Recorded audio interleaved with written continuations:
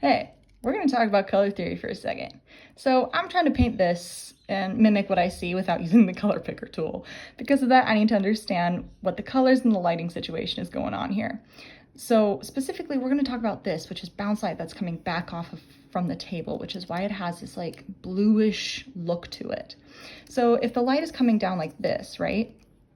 It's going to hit the table and bounce back up, which is how you get that highlight on the back end, as well as the super highlights on the front. But if I were to use the exact color of the table itself, that is one, too dark probably, and two, it looks very off.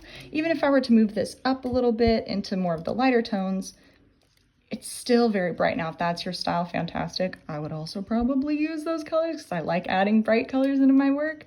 But because this is a study, I'm trying to be better about that.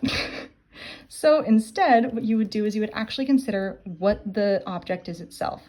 The object is very orange and brown, especially because this is more of the darker ends, about right here. So if I'm trying to get something that's more blue, now the table's probably around over here, which is completely opposite, I'm going to need to move through the grays because everything transitions through these neutral tones. So I'm going to move it over here, maybe a little bit up because I want it to be a slight highlight.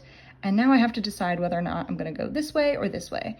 Now, because there's a lot of yellows and there's a lot of these like other colors that are affecting what would probably be shown on here, I'm thinking I'm probably going to move a little bit more towards the yellow side.